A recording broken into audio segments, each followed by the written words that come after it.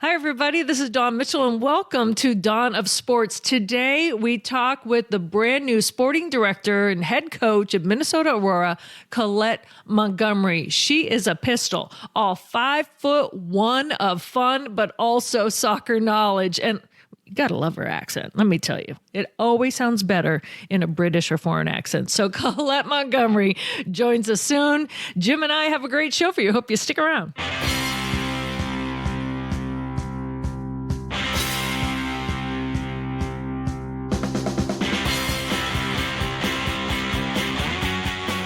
Hey, it's a reunion show. This is Dawn of Sports with Dawn Mitchell. Dawn has been traveling, but still doing shows. I was at the Masters and out of the loop for a little bit. We are back together. Our guest today is going to be Collette Montgomery, new coach and sporting director for Minnesota Aurora. We love highlighting the Aurora. Had a great conversation with Collette. It's already recorded. We'll play that at the end of this show. But Dawn and I are probably going to talk a lot about the two biggest stories in town right now. The Timberwolves in the playoffs and winning game one. In what was just a great atmosphere, and the NFL draft coming up on Thursday, which could be one of the most consequential drafts for the Vikings. Don, I know you do a lot of work on the Vikings, around the Vikings. Let's start there. I mean, I don't think any of us know exactly what's going to happen, but what's your gut as to what might happen and how important it might be for the franchise? You know, I still have to go with, I believe the competitive rebuild is still on. And the game plan is, now that they have their two picks, right? They have 11th and 23rd in the first round. You package that, move up, hopefully to top 5, and you get a good quarterback. Kwesi Adolfo-Mensah has been just on par with his vision, shall we say, of what's going on. So I would be shocked, Jim, if they don't get a quarterback in that first round. Now, with that said, it never goes as we planned, right? We're hearing all this JJ McCarthy. I don't care which quarterback is in that top 5 if they can get there, because there's just a plethora. It's such a great class to get someone. But they need to, if they want a future for this team, they need to get a quarterback, because Sam Darnold, as much as they might want to say, hey, he's a great quarterback and I'm not dissing him, you got to look to the future. Yeah, and I am dissing him. I think he might give you a good month or 2 good months. He's not, just like with Carolina a couple years, whatever it was. It's like he can give you a bit of competence. It's not going to last. It's not going to carry your team. I think that what's the couple of really interesting developments. Number one is, I think when Kwesi made the trade for the second first-round pick, he felt like he now had the draft capital to go up and get somebody he wanted. And I think the price keeps going up, because now the Broncos and the Raiders kind of want to do the same thing. The teams at the top of the draft are going to, at least think they can get a huge take. So that's going to be the crux here is, can Kwesi really stomach giving up everything he's going to have to give up to get up to the top 4 or 5 and take a quarterback? And of course, as I wrote about today, I'm not even sure why we think JJ McCarthy's better than Michael Penix Jr. or Bo Nix. And those guys might be there at 11. Well, and I don't even pay attention anymore to the mock drafts or the so-called experts, right? Because there's, some people might say, oh, okay, it's going to be Caleb Williams, it's going to be Jaden Daniels, it's going to be JJ McCarthy. JJ McCarthy's stock has soared ever since we saw him in Indy. Yes, we know that. But there is Michael Penix, there's Bo Nix, there's other players. So people are just saying that maybe in a style of offense like Kevin O'Connell has, that he would be a good fit. But I just think it's the darling name at the moment. Sometimes we know how this works, Jim. People want that name pumped out there to kind of put it away from who they really want. So you never know what is true. No doubt about it. There's a lot of disinformation here these days. And there's also the possibility that the Patriots could trade out. There's the possibility that the Cardinals could trade out. There are other teams competing to trade up. So it's going to be fascinating. It's going to be absolutely fascinating. It's going to be fun. It's going to be fun. The hard part is us trying to guess what it's going to be. I just want Thursday to come. I always say that. I just want Thursday to come. I just want to find out who they are, and then let's go. That's how I think. And I've been covering the NFL since 1989, and put aside the whole desperation to win a Super Bowl, and let's just deal with kind of the on the ground reality. You're just trying to put out a good team that has a chance and is fun to watch. One of the best things in sports is watching a good young quarterback develop and figure it out and be coached. And that's what I want. I want them to end up with a quarterback that we can all buy into and watch him grow with Justin Jefferson as his top receiver. That would be entertaining, regardless of what happens with the record. And we've seen other teams get young quarterbacks and they don't flush out, right? So just because you're going to get a top draft pick doesn't mean that everyone that thinks they're going to go on and win the Super Bowl the next year. Let's just simmer down now, right? Like it's not. If it's in the cards, that's a 1 in a bazillion chance. You need to grow a quarterback, and I know that Vikings fans have been patient for a long, long time, but if you get a brand new quarterback, you have to be patient still. It doesn't come overnight. This is Dawn of Sports. The best way to listen to this show or any show you like at talknorth.com is to subscribe to the show at your favorite podcast app. It's free. It's the easiest way to listen. We have a great lineup, best sports lineup in town. Krasinski on the Wolves, Russo on hockey, Roy Smalley and Lavelle Neal, myself on the Twins and baseball, John Millay on Preps, Jeff Diamond on the Vikings, the Viking Update Show. So we have 2 Viking shows analyzing the draft, outdoor content, variety content, Mike Grimm on the Gophers. Check it all out. We do appreciate it. On this show, we talk about all sports. We also try to highlight and promote women's sports. So we're going to talk about the Wolves here in a second. But interesting draft of the Lynx. They get Allison Pilley, it's trade down, which is a pretty clear indication they didn't want to get Angel Reese, who's a very good defender. And they ended up taking a very good offensive player, which is interesting because, this player has 2 things you can't coach. She has offensive touch and she has size. And it's going to be really, and she was a dominant scorer in college, and she scored very well against very good teams. It's going to be really interesting to see if she can do that in the WNBA. And if she can, all of a sudden this team's offensive capabilities increase dramatically.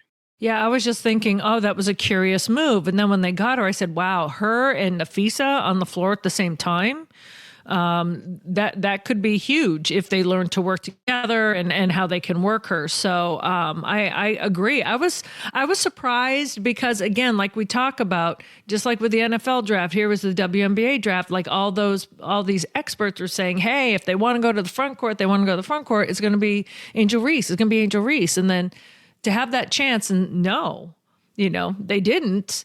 That's where drafts fascinate me, but I'm with you. I think that if they can get her up to speed pretty quickly, she'll be a great addition. They're getting bigger. Teams in WNBA now, you gotta get bigger, you gotta get faster. So let's see if they can do it. I thought it was really funny that and I heard a bunch of people, I even heard people with masters, college basketball fans saying this. It's like, Caitlin Clark, why did she leave college? This is so embarrassing. She's going to go to the WNBA. She's not going to make as much money as she did in college. And I didn't interrupt them, but she was always going to make more money because she was going to be the highlight, the star of national advertising campaigns. And what do we see now? She's going to make $28 million or so from Nike. She already has the State Farm ads.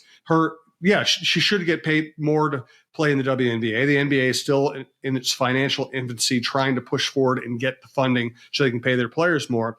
But Caitlin Clark is going to make I can't say $1 million. She's going to make $100 million playing for the WNBA when you combine all the revenue streams.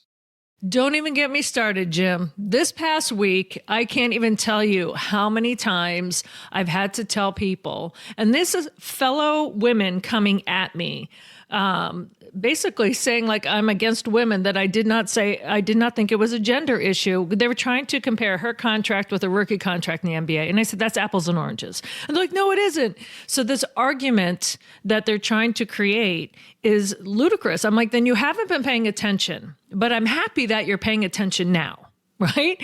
I said, the WNBA has a CBA. They have rules they have to go by. They have 40 games. They don't have the amount of games the NBA has. They don't have the money. So it's not everyone was going on and on about just how discriminatory it was that Caitlin Clark was only making, what, $76,000. I go, well, she's also on a rookie contract, and they didn't know what that meant. So it's different than when you're in the IOC and there's the Olympic Committee, and I believe men and women should be making the same. But when it's a business like a WNBA where you don't have the money coming in, it's not fair to compare her contract with someone in the NBA. Now, with that said, maybe now she can bring eyeballs to the WNBA and people can pack the stands, get the money coming in, get the merchandise there, and then it can grow. Like you said, it's in its infancy. It doesn't have the same salary cap. The teams don't have the money to pay these players. But you can't just say Caitlin Clark should be getting paid, I don't know, pick the highest paid player in the NBA. It doesn't work that way. Yeah. Right. It doesn't work that way. And then to be screaming that it's discriminatory, it's kind of off the mark. So I said, now listen, if you want to grow, we want opportunities for women. So now that there's an opportunity, let's get more WNBA teams. But first, you have to sell out the ones that you have. You have to create interest. You have to get them more on television. It has to grow first. So, well, I know the seed of it is let's make women's sports better, and I'm 100% for that. You can't compare one contract to the other yet. Even the NBA wasn't at its stature when it first started. It had to become the NBA, right? They had all those, wasn't it like the World Basketball League had look at the USFL and the XFL. They don't pay their players well, and now they're the UFL. So you have to have a business mind along with what's going on in women's sports. So I'm hoping now that people are paying attention, that this can change. And I hope that everyone that's complaining, I hope that they better go out and buy season tickets for a WNBA team. If you're thinking it's such an atrocity, then go buy a season ticket and fill the stands. And let's show that WNBA is as important as you're saying it is, because let's grow the sport that way. I don't know. I'm getting off my soapbox. You're right. I mean, you can't spend the money until you have the money. Exactly. The only thing I would like to see is, one thing that always stuck with me that Cheryl Reed would say is, she said, men get the investment up front in the hopes that they'll be profitable.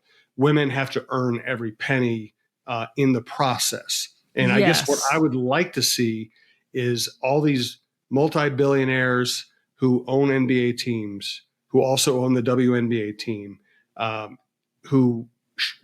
want those people to look at the WNBA team they own as a growth stock, where if I put the money into it, I will be rewarded because it's a growing business, it's a promising business, and it should take off.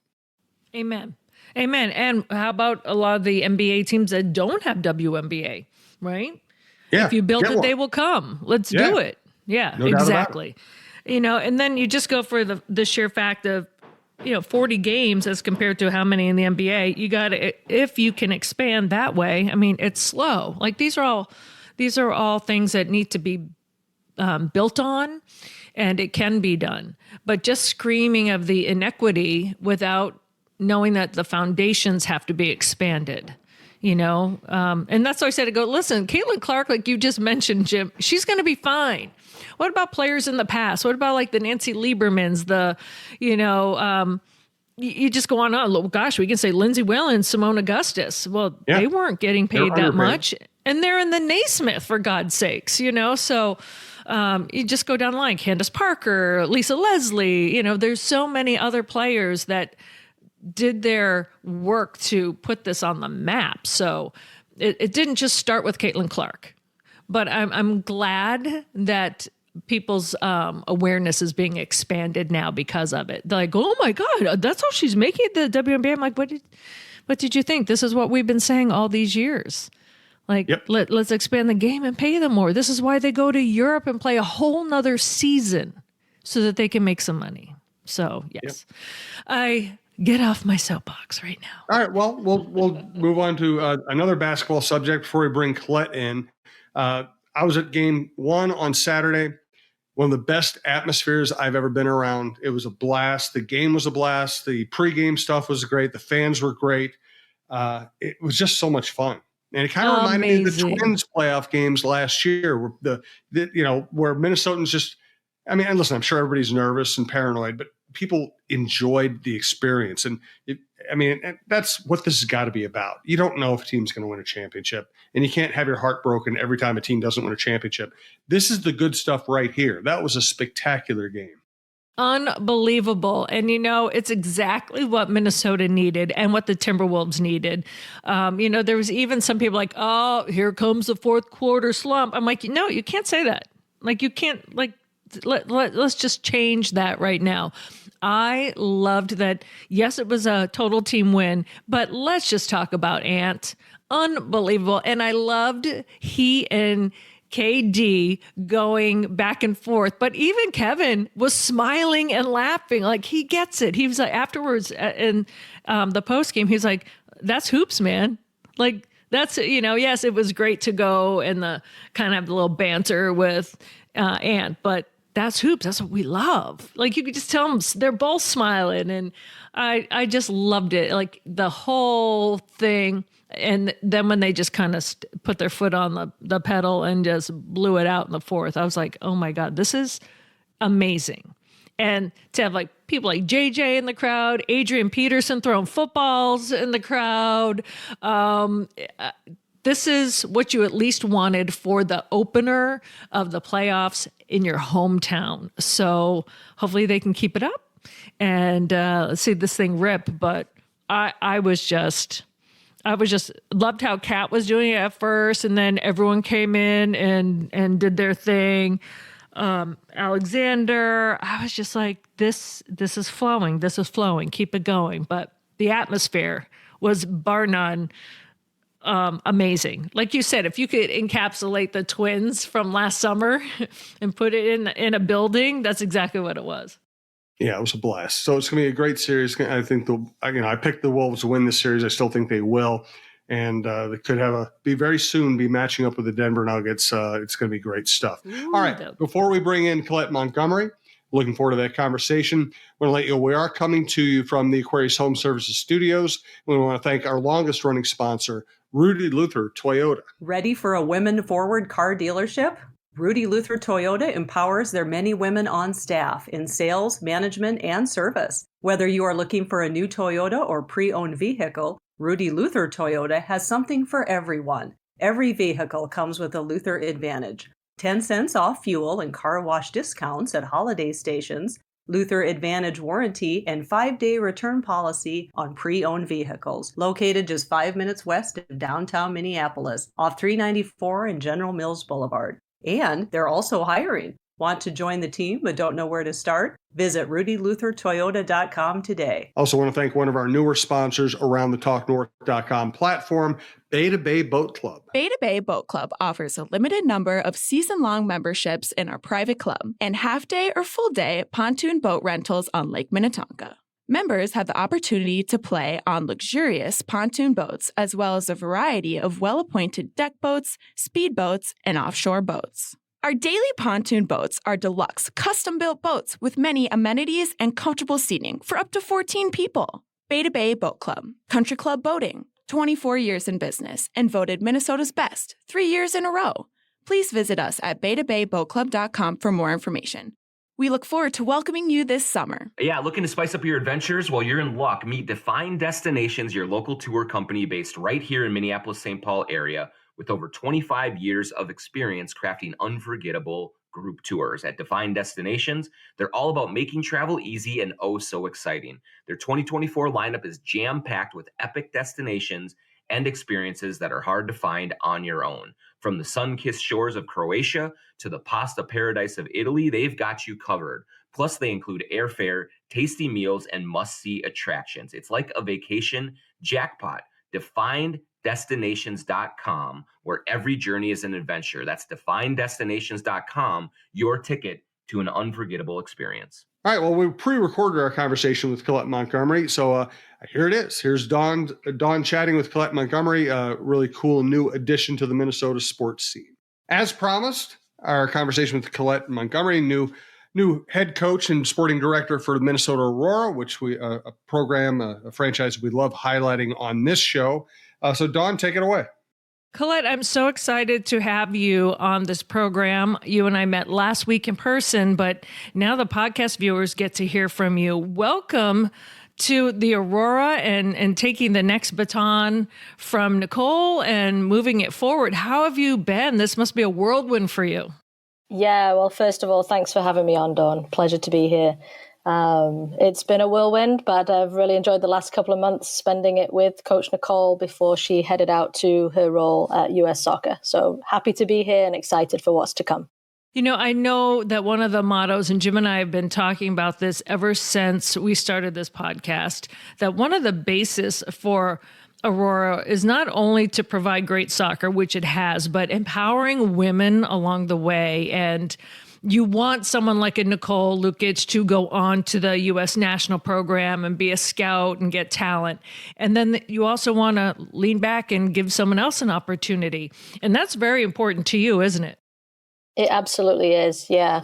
We want to equip and empower young women to take their place in the world, wherever that helps them to be. But right now within the Aurora system, it is a pathway to pro. We want to create opportunities for women to have a part in the game, whatever that is and wherever that is. It's exciting when you say a pathway to pro. That sounds so great, but there's also a legit chance that pretty soon in the next year or so, the team could go pro. That's exciting, isn't it? It's really exciting. The founders and the community members have had a big, bold vision right from the beginning. And that's something that attracted me into the organization itself. I'm just excited for what's possible for the future. Now, you're from England, obviously. I love the accent. I joked around that I'm going to have you talk so much during this podcast just so I can hear you speak. But you and I are kind of kindred spirits because you came to the United States in 2004. I came to Minnesota in 2004. Neither one of us thought we were going to stay. And here we are. Tell everyone how you got here and how you've stayed here. Yeah, well, it's been quite a journey. I'm not sure I can unpack it all for you today, but came across from the UK 20 years ago, initially doing some summer camps and an internship program. And that just led to more and more opportunities. Minnesota's really become home these last 20 years. It's really been great to be here in the state itself and also to form community and family here. You dug your roots in initially, if I'm correct, in Edina. And then you were also a coach at North Central College. It's got to be a good gig for you to leave North Central College, right? Because when you're at college girls, you just kind of become part of their lives. How that transition must have been difficult. Yeah, I'm a big believer in holistic development. So it's not just about the X's and O's. It's about how we help young women to be who they're supposed to be and find that out and find their passions. So yeah, definitely difficult to say goodbye to the young women that I was working with and the young men at North Central University, but excited for their future and now excited for this stage of my career. I love the fact that we also include the men here. So sometimes when you're coaching men and women, there's different ways to go about it. How is that? What are the differences? When I speak to, my brother is a soccer coach and I have some other friends who are coaches in different sports and said, women, you don't really have to correct them twice, but you also hear every single thing that's going on in their life. Like the communication is very different. How is it for you? Yeah, one of my ways that I've approached coaching is to coach individuals, even though we're in a team sport. So I love getting to know each individual. At the university setting, we had about 45 student athletes, each uniquely created and wired and gifted. And, my job as a coach is really to help them understand the strengths that they have and how that works in a team environment. And yeah, there's differences between the men and the women. Overall, just love working with people and finding out what they do really well and how we can leverage that for success. What's been the learning curve knowing that, pretty soon you're going to be opening up games? It wasn't really a long plank you had to kind of get on board here. Yeah, Nicole and I have spent a couple of months here, building the roster. We're excited about the top caliber players that we're bringing in, as well as some of the fan favorites returning. I'm just excited to see all of that now come to play in the next couple of weeks as players start arriving. Were you a fan of Aurora beforehand? And what were your observances from the outside? And now you're on the inside. What's been maybe the vast differences right now? Yeah, well, I've been fortunate to see it from a distance, and now I have a front row seat. I've joked with other people before that, I've never been to a game, and now my first game will be actually pitch side, which will be fantastic. But I've really, really admired the organization from the outset. The for community by community tag is definitely something that I fully believe in. And I believe that Coach Nicole and her coaching staff, along with everybody else within the sporting department and the front office, have done a phenomenal job in laying a really good foundation, building a tradition of winning. And now I'm excited to see where we go in the future. Did you play as a kid? And what was your favorite position, or what position did you play? Yeah, I played as a young girl. Obviously, there were not many opportunities to be on teams for girls when I was growing up. Really, about my mid-teens is when I first got onto an official team. So up until that point, I was playing with my older brother, Kieran, in the backyard. He's about 18 months older than me. So we'd make a mini soccer field there. We had a brick wall that we could kind of play off a little bit, and 2 apple trees that served as goals. And just doing that, playing with him, playing with friends, playing at school, and trying to get in there, and then eventually get onto a team, and then, have the playing experience that way. But I knew that playing was probably not going to be where the game would take me. So I got into coaching at an early age and started the trade of coaching. People, that's the big mystery, right? When they say the trade of coaching, like, how do you start? Where do you go? And I think you have umpteen diplomas when it comes to coaching, whether it's goaltending specific, coaching specific. You have so many diplomas that it's not just hey, I just want to coach and then it happens. It's a long road, isn't it? It sure is. It's similar to teaching, right? It's a trade. You learn every day. It's experiential learning. So there's a lot of failure involved in that, trying new things. And I've been, a big fan of education, and any course you take can be valuable. You learn sometimes what not to do, or what you do want to do, or learn from different styles. And I love that about coaching, that there isn't a one size fits all. You can bring yourself, your personality, and then bring the expertise to that. So it's definitely been something that I've really, really enjoyed. One of the first coaching courses I took part of was a women-only course. And so I've been very fortunate to have some of those opportunities to kind of get me started in my career, and then obviously come over to the United States. Jim and I have been talking a long time about, and Jim, you're really emphatic about this, how Minnesota Aurora has changed the complexion and the landscape of Minnesota sports. It's a newcomer team that they've come on in, and you see men in the stands with their sons, the young boys wearing the T-shirts. For you, Collette, have you really grasped just how much this team in a short amount of time has made an impact here? Wow. I probably haven't, because I think if I did, I'd maybe get a little bit crushed under the weight of that, right? But it's taken everybody to get this team off the ground, and to see the stadium full of fans, of everybody finding a place and space to belong and just be a part of this team. And I believe that that's what's made it so successful, is just that accessibility. And working with these incredible young women, they understand the mission. That's why they're here, and they're excited to play hard for the community this summer. So, Collette, you're in an interesting position that you're not just trying to win games. You're trying to win games, grow a sport, grow the popularity of a new franchise in a very competitive market. Do you ever think about having to be entertaining, or do you just think about winning the game? Well, I think it's the both and, right? I think if you would talk to me about a lot of things that I've learned in leadership, in leading organizations and playing soccer, it's the both and. We want to entertain, absolutely, and we want to win. And we believe that you can not only entertain, win, but you can also have a fantastic time doing it too, and have that enjoyment be a big part of it. And I've always been a firm believer that you play at the highest level when you are freedom from making mistakes, freedom just to go play. At the end of the day, we're playing a game, and that's what we want to keep at the forefront of everything that we're doing.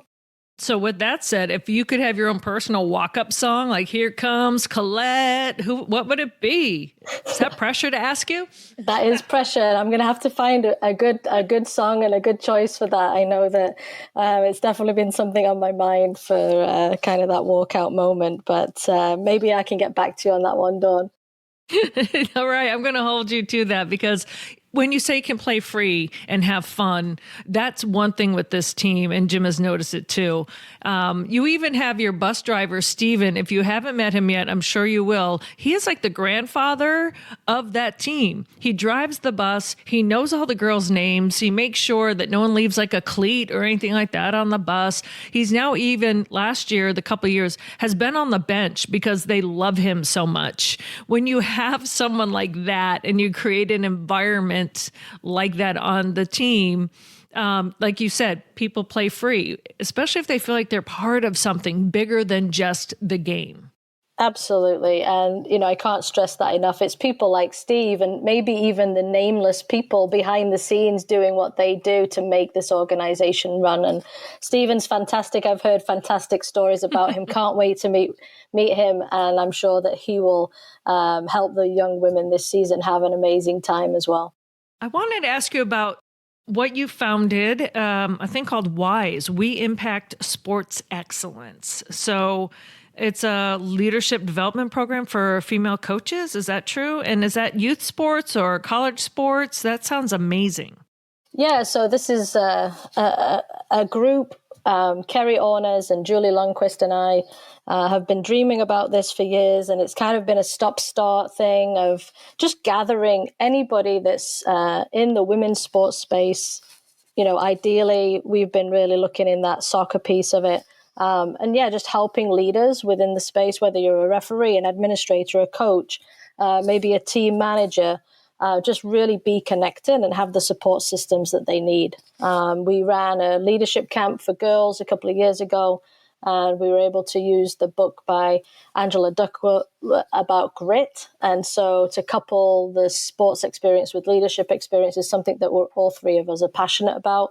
And obviously that's been on the back burner a little bit, but I think that we are always looking for opportunities to take that forward and keep women in the game for as long as they choose to be. How big a part of your job is recruiting, and how much is Aurora now in a position where people are seeking you out as opposed to you having to go beat the bushes for them? Yeah, I think recruiting is always on. We're never not recruiting. And along with recruiting comes retention too. So creating an exceptional player experience is one of our high priorities.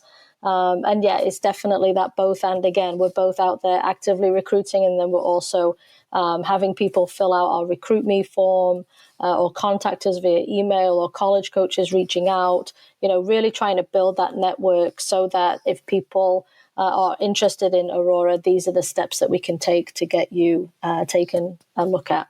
What do you tell people when they come into town, or if they've never heard of Minnesota Aurora? What do you say to them? How do you get them in? Wow. I mean, you've got to be there to really understand what that means. I think in our presentation, we have a panoramic view of game day and what that looks like with 7,000 fans, full stadium. The atmosphere is electric. And so, again, just creating that sense of community everywhere I go. And I mention Aurora, I'm really surprised how many people know about it, saying I'm coming, I'm getting my tickets. I just got a text even late last night from a friend out in the Morris, Minnesota area saying, hey, we're bringing 8 people to the game on this date. And so more and more the reach is going, and people just really wanting to come and experience it for themselves. Well, I love, too, that women already from this team have moved on to not only like Nicole going to, a more lofty position, but the players have gone pro. Like I told you earlier that when I was out in Paris, I saw Tiana Harris that used to play for the team playing pro out in Paris. And she's not the only one. So in just a short amount of time, the footprint for jump-starting or launching women to bigger things game-wise has become so relevant, hasn't it? It sure has, from Morgan Turner in the first year to then Tiana and others in the second year. We are really, as a staff, again, continuing to reflect on how can we help players get to that next level or extend their game playing experience beyond the Aurora environment. We know that this is a pit stop for them in their summer experience. But, we really want to create that environment where players can come here, leverage that platform, and then be, launched out into what they want to do in the future in the game. And you also have kind of an embarrassment of riches when it comes to the stadium and the partnership with the Vikings and the fact that they're all in and say, yes, bring people here, like enjoy it. That's just such a amazing avenue to have. Absolutely. We couldn't do this without the Vikings partnership with TCO and Training House and everything that they provide, to have world-class facilities, even at this part of the franchise, is unbelievable. And it really has helped to get the organization to where it is today. Yeah, I've seen other teams come in for the first time and be like, what? This is where you play? What? You have to see where we play. Yeah. No, it's an amazing facility. And I think Coach Nicole says this a lot, when she shows those people or showed them in the past the recruiting slide deck and we pull up that panoramic view of the stadium. It's just really fun to watch their jaws drop and be like, wow. We just sit in that moment and it's a really cool experience. Do you have friends from England that are going to plan to come on over, or is that kind of a long journey just to see what Collette is doing these days? No, I'm getting definitely some family members. My mom and brother and sister are on the phone with me even in the last couple of days here about plans to come and can it work around the season and how does that go with my availability and being able to see and experience all the things that Minnesota has to offer. So I'm excited about that, to reconnect with people that I haven't seen for a while, as well as friends and family. Oh, that's so awesome. Good for you. That's going to be so much fun. Mm-hmm. Now, for people that they're, footballers, that's what, people across the pond call them. Who was your favorite player growing up that you just loved? You might have had a poster of, or I know that you loved Manchester United. So was it a player on that team? Who was your favorite growing up? Well, that's a tough question because, I grew up watching and supporting Manchester United. And I actually grew up watching Italian football, believe it or not, because that was really only what was on TV at the time. So watching Fiorentina with Gabriele Batistuta and watching the Inter Milan and the AC Milan derby. So a lot of the players that I liked were more defensive type players. I love a Roy Keane. I love the creativity of an Eric Cantona. Of course, David Beckham when he came on the scene. In the early days, Ryan Giggs, just a really fantastic winger, left-footed, just phenomenal players that really inspired me. Oh, there's so many. You're bringing up names and it's just bringing me back. I'm like, oh, that's right. When, you'd finally get one of those games here on air when I was growing up young, you wouldn't get all the European ones. Now you can. You're like, woo. But I mean, now they even have like the games. I see my 12-year-old nephew playing, FIFA soccer on there. I'm like, oh, this is amazing how much that has come over to the United States. But it's just, the game is just so rich with history that when you say that, I'm like, oh, that's right. I forgot all those names. Yeah, and for a Manchester United fan right now, those are the glory days, right? So it's good to go back and reminisce around those times. We're still hopeful that Ten Hag can bring us back to where we've been, or maybe even just take us into the new future. Maybe that's what we need to keep doing, is keep looking forward and not always look back.